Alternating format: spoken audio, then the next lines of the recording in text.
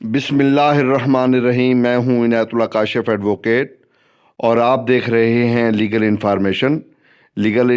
میں خوش آمدید۔ جیسا کہ آپ کے علم میں ہے کہ مختلف موضوعات پر ہم نے لیگل انفارمیشن پر لیکچر سیریز شروع کی ہوئی ہے، اور اس سلسلے میں ہمیں تعاون ہے پاکستان کے معروف قانون دان، معروف ماہر آئین، سول فوجداری اور اسی طرح لیبر لاز پر ایک بہت بڑے ایکٹیوسٹ جناب قانون دان آغا امام رضا صاحب ایڈوکیٹ، ان کی یہ لیکچر سیریز جو ہے وہ جاری ہے، اور آج کا جو موضوع ہے وہ ہے سول سپرامیسی۔ کیا پاکستان میں سول سپرامیسی جو ہے وہ قائم ہو سکتی ہے؟ دو اقساط پیش کی جائیں گی۔ میرا چیلنج ہے کہ بر صغیر پاک و ہند میں اس سے بہتر لیکچر اس موضوع پر نہیں ملے گا۔ میں دعوت دوں گا جناب آغا امام رضا صاحب ایڈوکیٹ۔ اعوذ باللہ من الشیطان الرجیم، بسم اللہ الرحمن الرحیم۔ آج کا موضوع دوستوں کی فرمائش پر یہ ہے کہ کیا پاکستان میں سول سپرمیسی جو ہے وہ ایک خواب ہے؟ جی ہاں، اس کا جواب یہ ہے کہ خواب ہے، خواب نہیں بھی ہے۔ خواب ہے تو کیوں ہے، اور اگر خواب نہیں ہے تو اس کی کیا وجہ ہو سکتی ہے؟ اس نظریے کو اور اس نعرے کو آج کل جو ہے سب سے زیادہ پاکستان مسلم لیگ نون کے دوست جو ہیں وہ استعمال کر رہے ہیں، اور ان کا کہنا یہ ہے کہ پاکستان کی مسلح افواج نے، پاکستان کی عسکری قوتوں نے کیا کیا ہے کہ پاکستان کے سولین معاملات میں، پاکستان کی جو سولین حکومت ہے اس کی سپرمیسی میں جو ہے مداخلت کی ہے، اور عسکری قوتیں جو ہیں وہ اپنی منمانیاں کر کے اپنے نقطۂ نظر کو پورے پاکستان پر لاگو کرنا چاہتی ہیں۔ خارجہ و داخلہ پالیسی میں ان کا بہت بڑا ایک طرح سے ہاتھ ہوتا ہے، اور یہ شیئر کرتی ہیں، اور سولین حکومت کو یہ انڈیپینڈنٹلی کام کرنے کا جو ہے وہ موقع فراہم نہیں کرتی ہے۔ سب سے پہلے یہ آواز کہ سولین سپرمیسی میں فوج کی مداخلت ہو رہی ہے، یہ بلوچستان اور کے پی کے جو کہ سابقہ صوبہ سرحد کہلاتا ہے، وہاں کی جو نیشنلسٹ پارٹیز تھی ان کی طرف سے یہ آواز بلند ہوئی تھی۔ اس کے بعد یہ ہوا کہ پاکستان پیپلز پارٹی کو اور مسلم لیگ نون کو جب اقتدار سے محروم کر دیا گیا تو اس کے بعد انہوں نے اس فکر کو عام کرنے کی کوشش کی کہ عسکری قوتیں انہیں کام نہیں کرنے دیتی ہیں، اور یہاں تک کہا گیا کہ پاکستان میں بار بار کی فوجی مداخلت اور خاص طور سے مارشل لاء نے جو ہے وہ پاکستان کی جو ہے جمہوریت کو اور اس کی ترقی کے راستے میں ایک رکاوٹ ڈالی ہے۔ اس میں تھوڑا سا پس منظر کو اگر ہم دیکھیں تو بات کچھ اس طرح سے ہے کہ یہ بڑی ایک حیرت ناک بات ہمیں سمجھ میں آتی ہے، وہ یہ ہے کہ دیکھیے پاکستان کی مسلح افواج اور ہندوستان کی مسلح افواج ایک زمانے میں پری پارٹیشن پاکستان اور ہندوستان کی آزادی سے قبل ایک ہی تھی، یعنی کہ ان کی جو سپرمیسی تھی اور ان کی جو کمانڈ اینڈ کنٹرول تھا برٹشرز کا وہ ایک تھا۔ لیکن حیرت کی بات یہ ہے کہ یہی نہیں کہ وہ کمانڈ اینڈ کنٹرول ایک تھا، بلکہ ان کے اساتذہ کرام، ان کے انسٹرکٹرز جو تھے وہ بھی برٹشرز تھے، ایک ہی استاد کے یہ شاگرد ہیں، یعنی کہ ہندوستانی فوج اور پاکستانی فوج۔ لیکن اب سوچنے کی بات یہ ہے کہ ہندوستان میں ایک مرتبہ بھی مارشل لاء نہیں لگا، لیکن پاکستان میں 4 مرتبہ جو ہے مارشل لاء جو ہے وہ نافذ کیے گئے، مارشل لاء لگے، اور یہ کہا گیا کہ فوج کی مداخلت اس میں رہی ہے۔ ایک چیز جو سمجھنے کی ہے، جو تاریخی حقیقت ہے، جو کڑوی حقیقت ہے، وہ یہ ہے کہ جب تک دنیا میں ریاستیں قائم ہیں تو یاد رکھیے گا کہ فوجی مداخلت وہ جاری رہے گی، کبھی در پردہ اور کبھی بر پردہ یہ مداخلت ہوتی رہے گی۔ اس کی وجہ یہ ہے کہ جو اسٹیٹ ہوتی ہے، اسٹیٹ میں جو ہے سب سے اہم عنصر جو ہے وہ ایلیمنٹ جو کہلاتا ہے وہ اس کا اقتدار اعلیٰ ہے۔ اقتدار اعلیٰ کا جو اظہار ہے وہ اس کی قوت قاہرہ ہے، قوت نافذہ ہے، اور قوت نافذہ اور قوت قاہرہ جو ہے وہ آرمڈ فورسز کے ذریعے جو ہے وہ سامنے آتی ہے. اور آرمڈ فورسز میں سب کو پتہ ہے کہ مسلح افواج جو ہے سب سے منظم اور سب سے طاقتور ادارہ ہوتا ہے کہ کسی بھی ریاست کے اندر. تو عرض کرنے کا مقصد یہ ہے کہ اگر ان چیزوں کو آپ سامنے رکھیں تو آپ کو یہ پتہ چلے گا کہ چاہے وہ امریکہ ہو، چاہے وہ برطانیہ ہو، چاہے وہ کینیڈا ہو، چاہے وہ کیا نام ہے آپ کا ہندوستان ہو، ہر جگہ فوج کی مداخلت رہی ہے. اب آپ یہی دیکھ لیجئے کہ ویتنام کے اندر، ویتنام سے جب امریکن فوجوں نے وڈرول کی، جب واپسی اختیار کی، تو وہ وہاں کے امریکہ کے جنرلز کے دباؤ کے نتیجے میں ہوا.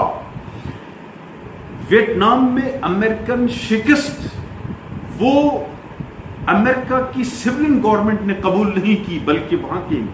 جو ملٹری تھی، جو وہاں کی آرم فورسز تھی، ملٹری اور فضائیہ اور بحریہ وغیرہ، ان کی طرف سے یہ بات آئی کہ بس اب ہم ڈیفیٹ کر چکے ہیں اور اب ہم مزید نہیں لڑ سکتے. دنیا کی نمبر 1 سپر پاور جو تھی، اس کی ملٹری قوت نے اس بات کو ڈیسائیڈ کیا کہ وہاں سے ان کو وڈرا کرنا ہے، ویتنام سے وڈرا کرنا ہے. اسی طرح دنیا کی جو ہے دوسری بڑی سپر پاور سوویت یونین، جس کے حصے بکھرے ہوئے، جو افغانستان میں جب اس نے انٹروینشن کی، افغانستان کے اندر جب اس کی انٹروینشن ہوئی، تو اس کے بعد افغانستان سے واپسی کا فیصلہ بھی وہاں کی جو ہے ملٹری جو طاقت ہے، وہاں کی جو مسلح افواج ہے، انہوں نے اس بات کو ڈیسائیڈ کیا کہ اب ہم وہاں سے وڈرا کر جاتے ہیں. اور اسی طریقے سے جب افغانستان کے اندر سوویت فورسز کا، سوویت یونین کا جب وہاں پر داخل ہوئی، وہاں پر جب مداخلت ان کی شروع ہوئی، تو وہ بھی ان کی بنیادی طور سے پولٹ بیورو میں سب سے زیادہ جو طاقتور آواز تھی، وہاں پر ان کی ملٹری قوت کی تھی، ملٹری جنتا کی تھی، جس کی وجہ سے افغانستان میں مداخلت ہوئی. اب آپ یہ دیکھ لیجئے کہ جو امریکہ کے سابقہ صدر تھے باراک اوباما نے کہا تھا کہ افغانستان سے امریکن فوجیں جو ہے وہ میں نکال لوں گا. وہ وہاں سے امریکن فوجوں کو نکالنا چاہتے تھے، لیکن وہاں کی جو ملٹری تھی، جو وہاں کی آرم فورسز تھی، انہوں نے اس بات کو ڈیسائیڈ کیا اور انہوں نے کہا کہ نہیں، آپ اس طرح سے نہیں کر سکتے ہیں. اور ان جو میں نے ایگزامپلس دیے ہیں ان کے سامنے، ان سپر پاورز کی جو سولین گورنمنٹس ہے، جو سولین سپرمیسی ہے، ان کو گھٹنے ٹیکنے پڑ گئے. فرق یہ ہے کہ ان ممالک کے اندر جو ہے ملٹری کی یا آرم فورسز کی جو مداخلت ہے وہ خاص مواقع پر ہوتی ہے، بہت بڑے بڑے ڈیسیجن کے موقع پر سامنے آتی ہے. لیکن اب یہ کہا جا رہا ہے کہ جی پاکستان کے اندر جو ہے ان کی مداخلت جو ہے وہ کھلم کھلا ہو رہی ہے. اس چیز کو سمجھنے کے لیے ایک تھوڑا سا ایک نقطہ میں آپ کو بتاتا ہوں کہ اب یہاں پر 2 نقطۂ نظر سامنے آ رہے ہیں. پہلا یہ پاکستان کے بارے میں، پاکستان کے معروضی حالات کے حوالے سے میں بات کرنا چاہتا ہوں کہ پاکستان کے اندر یہ کہا جا رہا ہے کہ پاکستان کی جو سولین گورنمنٹ ہے یہ نالائق ہے، انکمپیٹنٹ ہے. اس کی نسبت جو پاکستان کی مسلح افواج ہے وہ بے حد طاقتور ہے. اچھا، ان چیزوں کو سمجھنے سے پہلے سب سے پہلے آپ یہ دیکھیے کہ تکنیکی بنیادوں پر پاکستان کس طرح سے معرض وجود میں آتا ہے. اس کے لیے آپ یہ دیکھیے کہ جو KPK ہے، جس کو سابقہ NWFP یا صوبہ سرحد کہا جاتا تھا، وہاں پر یہ اصول مرتب کیا گیا تھا کہ وہاں کے لوگ ڈائریکٹ ریفرینڈم کے ذریعے ایچ اینڈ ایوری بالغ پرسن، ایڈلٹ پرسن جو ہے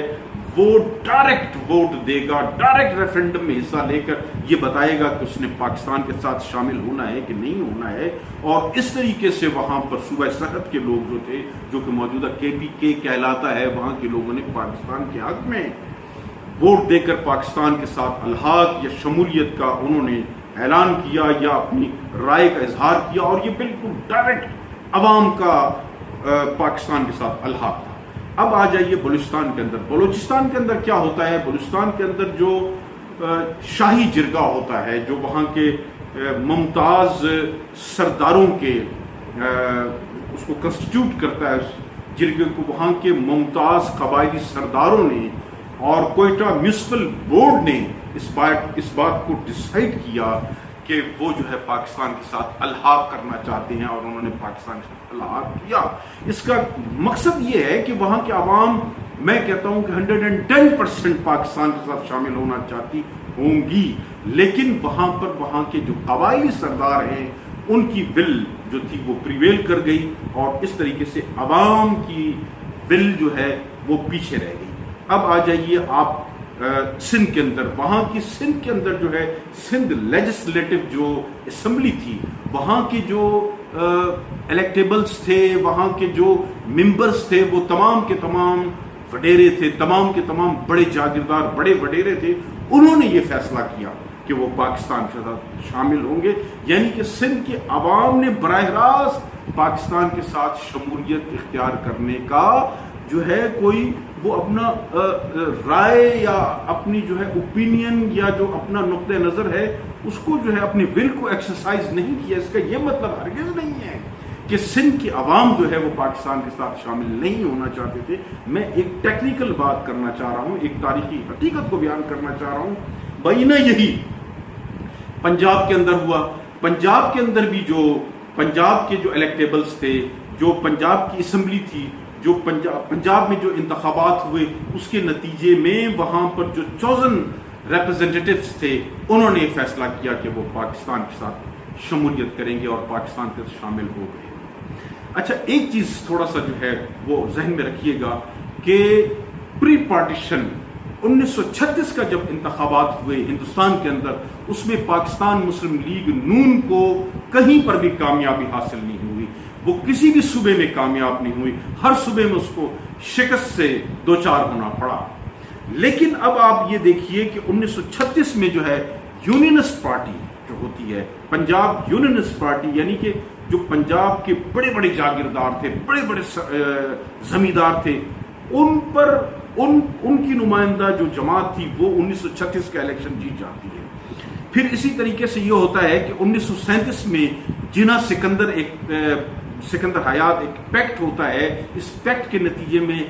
یہ چیزیں جو ہیں نا یہ طے ہوتی ہیں کہ جو پنجاب یونینسٹ پارٹی ہے، اس کی جو الیکٹیبلز ہیں، اس کے جو ممبرز ہیں، وہ پاکستان مسلم لیگ میں بھی شامل ہو سکتے ہیں۔ اور پھر یہ ہوا کہ 1946 میں پری پارٹیشن جب انتخابات ہوئے تو اس کے اندر کیا ہوتا ہے کہ اس کے اندر پاکستان مسلم لیگ جو ہے وہ مسلم علاقوں میں بھاری اکثریت سے جیت جاتی ہے، اور وہ تمام کے تمام الیکٹیبلز، وہ تمام کے تمام جو ہے بڑے بڑے جاگیردار وغیرہ جو ہیں وہ پاکستان مسلم لیگ میں شامل ہو جاتے ہیں۔ اس کی ایک بہت بڑی وجہ جو بتائی گئی ہے اور جو تاریخی حقیقت بھی ہے وہ یہ ہے کہ کانگریس نے اپنے منشور میں یہ بات طے کر دیا تھا، اور وہ اپنے جلسوں میں بھی کہتے تھے، اپنے میٹنگز میں بھی کہتے تھے کہ کانگریس جو ہے بر صغیر ہندوستان میں برسر اقتدار آ کر جاگیرداری سسٹم کو ختم کر دے گی۔ تو وہ تمام مسلم جاگیردار، جو تمام مسلم جو نوابین تھے، انہوں نے کانگریس کا ساتھ نہیں دیا اور انہوں نے پاکستان مسلم لیگ کا ساتھ دیا، صرف اس وجہ سے کہ مسلم لیگ نے، پاکستان مسلم لیگ نے اپنے منشور میں جاگیرداری کے خاتمے کا کوئی اعلان نہیں کیا تھا۔ اس چیز کو سمجھنے کے لیے جاگیرداری ہے کیا؟ جاگیرداری مختصر الفاظ میں یہ ہے کہ یہ وار لارڈز ہوتے ہیں۔ وار لارڈز ہوتے ہیں، یہ کیا کرتے ہیں کہ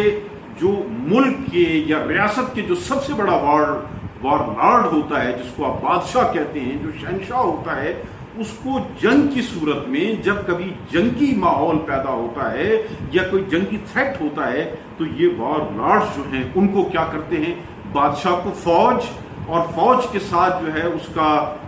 جنگی ساز و سامان، گھوڑے وغیرہ اس کو پرووائڈ کرتے ہیں۔ اس کے علاوہ یہ اپنے علاقے کے جو مالیہ ہوتا ہے، یہ زمینوں کا مالیہ یہ کلیکٹ کر کے یہ بادشاہ کو جو ہے ایک حصہ دیتے ہیں، باقی یہ اپنے پاس رکھتے ہیں، اور اس کی جو ہے نا مختلف طریقوں سے چھوٹی موٹی ڈسٹریبیوشن جو ہے وہ ان کو حسب ضرورت اپنے جو ہے مزارعین کو دیتے ہیں۔ اس کے بدلے میں اس ریاست کا جو بادشاہ ہوتا ہے وہ کیا کرتا ہے کہ ان لوگوں کو، ان وار لارڈز کو، جن کو جاگیردار کہا جاتا ہے، ان کو یہ اختیار دیتا ہے کہ وہ ایک خاص زمین کا ٹکڑا ان کے نام پر کر دیتا ہے، ان کو الاٹ کر دیتا ہے، اس کا اختیار دے دیتا ہے کہ آپ لوگ اس زمین پر ناخدا ہیں، آپ جو چاہے اس زمین پر کریں، آپ اس زمین پر موجود ہر چیز، انسان، حیوان، یہ تمام چیزیں جو ہے نا آپ کی ملکیت ہیں۔ اب بات یہ ہے کہ بر صغیر میں ہزاروں سال سے جو ہے جاگیرداری سسٹم جو تھا وہ چلا آ رہا تھا۔ اچھا، پارٹیشن ہونے کے بعد، پاکستان ہندوستان آزاد ہونے کے بعد جو ہے ایسا ہوا کہ ہندوستان میں 1960 میں جو ہے اس کو ایبولش کر دیا گیا، جاگیرداری کلیتاً ختم کر دی گئی، جبکہ پاکستان میں ایسا نہیں ہوا۔ اچھا، وہ یہ کہ ہزاروں سال تک جو جاگیردارانہ سسٹم اس خطے میں، بر صغیر میں یہ رائج رہا، تو اس نے جہاں پر پیداواری قوتیں، پیداواری رشتے، نظم معیشت کو جاگیردارانہ جکڑ بندیوں میں جکڑ کے رکھا، وہیں پر اس نے ایک خاص کلچر کو، ثقافت کو، ایک سوچ کو، ایک ذہنیت کو جنم دیا۔ اب اس کے اثرات آپ دیکھ لیجئے کہ پاکستان کا ہر ادارہ، چاہے وہ عدالت ہو، چاہے وہ وزارت ہو، چاہے وہ ہسپتال ہو، چاہے وہ کالج ہو، یونیورسٹی ہو، دکان ہو، یعنی کہ ہر وہ جگہ جہاں پر جو ہے ایک مالک، جہاں پر ایک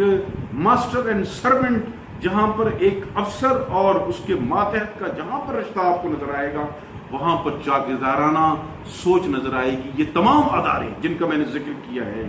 ان کے ایڈمنسٹریٹرز اپنے اداروں کو، حتیٰ کہ وہاں پر جو کارخانے ہیں ان کو بھی اس کے کارخانے دار اس طریقے سے چلاتے ہیں جیسے کہ ایک جاگیردار اپنی جاگیر کو چلاتا ہے، جاگیر کا نظم و نسق رکھتا ہے، اس کے اندر جو ایک جاگیردارانہ سوچ ہوتی ہے وہ اودھ کراتی ہے۔ آپ دیکھیے کہ یہاں تک ہوا کہ اس جاگیردارانہ کلچر اور ثقافت نے یہ کیا کہ ہر وہ فکر، ہر وہ سوچ، ہر وہ مسلک جو کہ جاگیردارانہ نظام سے ٹکرا جائے یا اس کے برخلاف ہو، یہاں کے لوگوں نے اس کو پسند نہیں کیا، اس کو اڈاپٹ نہیں کیا، اس کو مزاحمت کی۔ حتیٰ کہ آپ دیکھ لیجئے کہ ہمارا جو مقدس ترین دین ہے، دنیا کا مقدس ترین مذہب جو ہے وہ اسلام کی انٹرپریٹیشن جو ہے، اسلام کی جو تشریح ہے، وہ بھی اس انداز میں پسند کی گئی کہ جس میں جاگیردارانہ اقدار کی تحفظ کی بات ہو، جس میں جاگیردارانہ فکر، جاگیردارانہ سوچ، جاگیردارانہ اٹھک بیٹھک کا وہ ہو، اس کو یہاں پر جو ہے لائک کیا جاتا ہے۔ تو کہنے کا مقصد یہ ہے کہ جاگیردارانہ نظام جو ہے وہ صرف ایک سسٹم کا نام نہیں ہے، یہ ایک مائنڈ سیٹ کا نام ہے، یہ ایک کلچر کا نام ہے، یہ ایک ثقافت کا نام ہے۔